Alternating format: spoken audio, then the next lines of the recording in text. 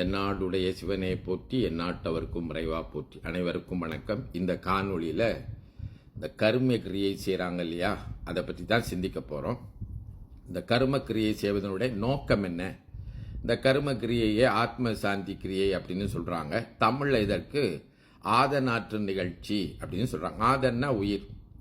அப்போது இந்த உயிர் அமைதி பெறுவதற்காக இந்த கர்ம கிரியை செய்யப்படுகின்றது என்பதை நாம் முதலில் புரிந்து கொள்ள வேண்டும்.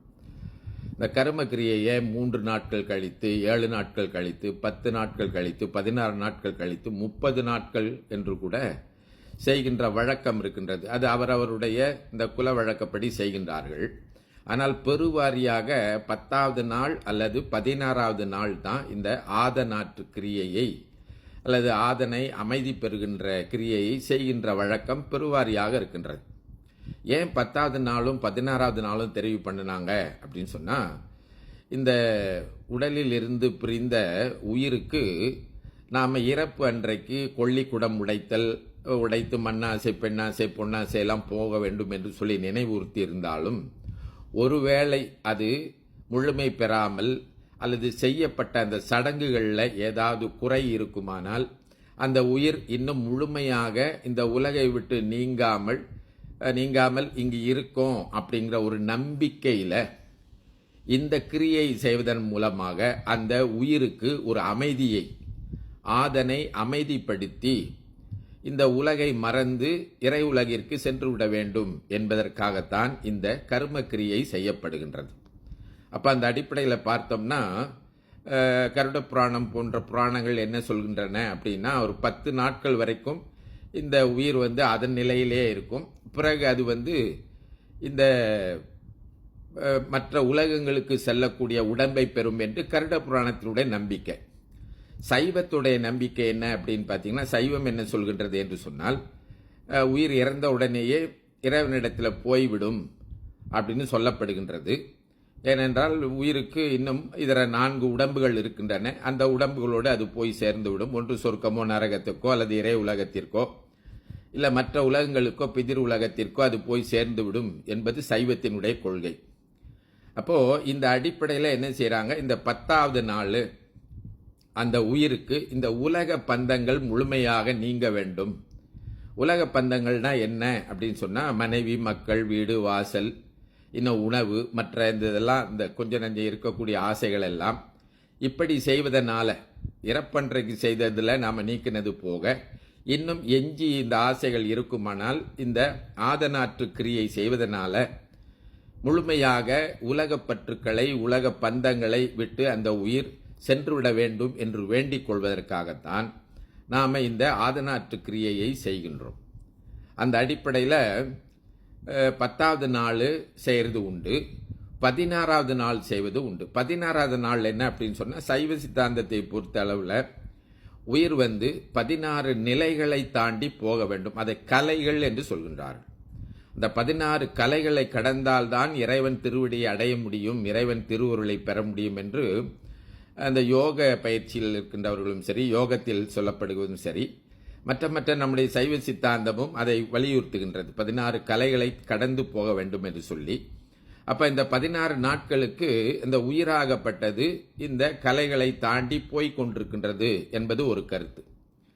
அப்போது இதுக்காகத்தான் என்ன செய்கிறாங்க, இந்த 10வது நாளில் கர்மக்கிரியை செய்வது அல்லது 16வது நாளில் கர்மக்கிரியை செய்வது என்று செய்கின்றார்கள்.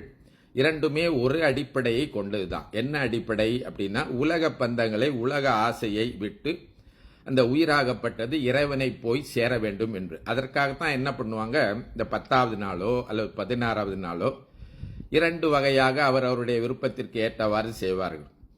கல் நடுதல் என்று ஒன்று இருக்கின்றது. அடுத்து மோட்ச சுடர் வைத்தல் அப்படின்னு இருக்கு. மோட்ச சட்டின்னு கூட அது சொல்லுவாங்க.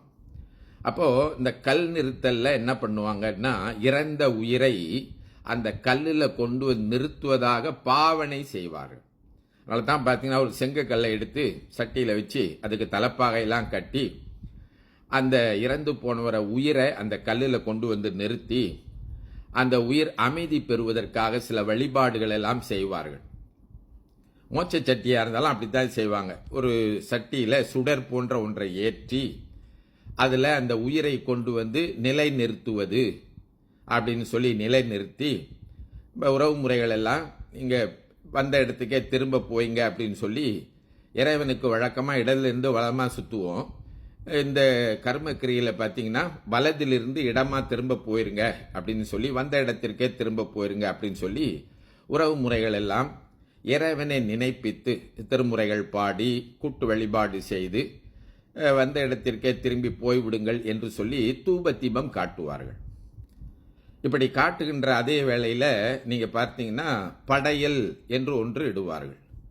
அந்த படையலில் என்ன சொல்லி படையல் இடுவார்கள் என்று சொன்னால், இதற்கு பிறகு உங்களுக்கு உணவு ஆசை வரக்கூடாது அப்படிங்கிறதுக்காக அவருக்கு பிடித்த உணவெல்லாம் ஒரு படையலாக போட்டு முதல் படையில், ரெண்டாவது பழ வகைகளெல்லாம் போட்டு, மூன்றாவது படையில் இந்த அவுத்திக்கீரை சோறு உப்பு இல்லாமல் ஒரு படையல் போடுவது உண்டு.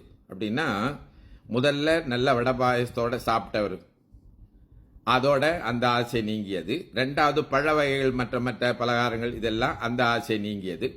மூன்றாவது உப்பு இல்லாத பண்டம் இல்லைங்களா, அந்த அவுத்தி உணவு பார்த்தீங்கன்னா கசக்கம் உப்பு இல்லாமல் போட்டு சமைச்சு வச்சுருப்பாங்க. அப்போ இதற்கு பிறகு உங்களுக்கு உணவின் மேல் இருக்கின்ற ஆசை நீங்கிவிட வேண்டும் என்பதற்காக மூன்றாவது படையல் போட்டு அதோடு அவருக்கு உணவு ஆசை நீங்கியது என்று சொல்லி என்ன பண்ணிடுவாங்க, அந்த அந்த உணவை கொண்டு போய் காக்கைக்கோ எதுக்கோ கொடுத்துருவாங்க. அடுத்து இந்த உறவு நீங்க வேண்டும் என்பதற்காகத்தான் என்ன பண்ணுவாங்க, பிறகு இந்த கர்மக்கிரியையில் வைத்த கல்லையோ சட்டியையோ கொண்டு போய் ஆற்றங்கரையில் விட்டுருவாங்க. ஆற்றுல விட்டுட்டு பிறகு இந்த உணவை காக்கைக்கோ குருவிக்கோ எதுக்கோ போட்டுட்டு அடுத்து நீரில் மூழ்கி தலை மூழ்கி விடுவார்கள். இதுதான் கர்மக்கிரியையில் தலை முழுகிறதுன்னு சொல்கிறது. இந்த சடங்கெல்லாம் செய்த பிறகு நீரில் தலை மூழ்கி விட்டு வீடு திரும்புவார்கள். அப்படின்னா முற்றாக உறவை நாம் துறந்து விட்டோம் அப்படிங்கிறது தான் கருத்து. பிறகு இயல்பு வாழ்க்கைக்கு திரும்புவார்கள். இயல்பு வாழ்க்கைனா இந்த மறுநாள் உணவு போட்டு உறவு முறைகள்லாம் சேர்ந்து உண்ட பிறகு இதை புண்ணிய தானம்னு பேர். அந்த உணவை உண்ட பிறகு புத்தாடைகள் அவங்க புது உடை உடுத்தி கொள்வார்கள்.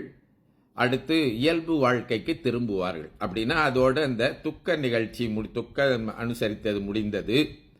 இறந்தவருடைய உயிரையும் நாம் வெற்றிகரமாக இறைவன் திருவடிக்கு அனுப்பிவிட்டோம், இனி இயல்பு வாழ்க்கைக்கு நாங்கள் திரும்பி விடுகின்றோம் என்று சொல்லி அந்த நிகழ்ச்சியை அதோடு மறந்துவிட்டு இயல்பான நடவடிக்கைகள், அன்றாட நடவடிக்கைகள் தங்களை ஈடுபடுத்திக் கொள்ள வேண்டும் என்பதற்காகத்தான் இப்படி செய்கின்றார்கள். அப்போ அதனால இந்த கர்மக்கிரியை செய்துட்ட பிறகு இனி அவர்களுக்கு உணவு படைப்பது, அவர்களுக்கு பிடித்த ஏதாவது ஒன்றை சமைத்து வைப்பது, அதற்கு மேலே அவங்களுடைய படத்திற்கு அவர்கள் அணிந்திருந்த அந்த சங்கிலி நகை போன்றவற்றையெல்லாம் வைப்பது, உடைகள் படைப்பது, இதெல்லாம் நம்ம வைக்கக்கூடாதுங்கிறது மெய்யல் அடிப்படையில் சொல்ல வேண்டியது. பழக்க அடிப்படையில் சில பேர் என்ன செய்துக்கிட்டு இருக்காங்க, அப்படி பண்ணிகிட்டு இருக்காங்க. தீபாவளிக்கு முதல் நாள் படையல் போடுறது, அப்புறம் அமாவாசைக்கு அமாவாசை படையல் போடுறது, இதெல்லாம் பழக்க அடிப்படையில் தான் சொல்லி கொண்டிருக்கிறாங்களே தவிர மற்றபடி உண்மையாக நம்ம பார்க்க போனால் சைவ அடிப்படையில் அதோடு அவங்கள நம்ம தலை முழுகிறோம். அவங்களுக்கு உணவு ஆசை போக வேண்டும், உலக பந்தங்களுடைய ஆசை போக வேண்டும் என்கின்றதை உணர்த்துவதற்காகத்தான் அந்த சடங்கு செய்கிறோம். அப்போ கர்மக்கிரியை செய்துவிட்ட பிறகு நம்ம மீண்டும் மீண்டும் அவங்கள அழைச்சி உணவு போடக்கூடாது. அவங்கள உணவு போடுறோம் அப்படின்னு சொன்னால் அவங்க வருவாங்களா வரமாட்டாங்களா அப்படிங்கிறது கேள்வி. நம்ம சைவத்தில் அவங்க திரும்ப வரமாட்டாங்கன்னு தான், இறந்து போயிட்டா திரும்பி வரமாட்டாங்க, சாப்பிட்டு போக மாட்டாங்க அப்படின்னு சைவத்தில் தெளிவாக சொல்லப்பட்டிருக்கின்றது. அடுத்து இந்த இறந்தவர்களுக்காக கொடுக்கின்ற உணவு இருக்கின்றத அதை கூட நம்ம சிந்தித்து பார்க்கலாம். அவர்கள் அதை சாப்பிடுவார்களா என்று கேட்டால் சைவ அடிப்படையில் அவர்கள் சாப்பிடுவதற்கான கருவிக்கரணங்கள் இல்லாமல் போயிடுச்சு. எப்போ உடம்பை எரிச்சிட்டோமோ அப்போவே இல்லாமல் போயிடுச்சு அப்படிங்கிற செய்தியை நமக்கு ரொம்ப தெளிவாக சொல்கிறாங்க. அதனால் அவங்களுக்காக இந்த 10 நாள் வரைக்கும் கூட கொஞ்சம் பேர் பார்த்தீங்கன்னா எள் நீர் இதெல்லாம் வைப்பாங்க. இப்போ இவ்வளவு நாள் நாம் என்ன செஞ்சுக்கிட்டு வந்துக்கிட்டு இருக்கோம்னா அவங்களுக்கு இந்த உணவு ஆசை போக வேண்டும், உலக பற்றுக்கள் போக வேண்டும்னு. ஆனால் அதை வேறு கோணத்தில் புராண அடிப்படையில் நம்பிக்கை அடிப்படையில் சில செய்து கொண்டிருக்கின்றார்கள். அதை பற்றி இன்னும் தர்ப்பணம் சிரார்த்தம் என்பதில் ஆழமாக பார்ப்போம் என்று சொல்லி இந்த அளவில் கர்மக்கிரியை பற்றி நிறைவு செய்கின்றேன். தென்னாருடைய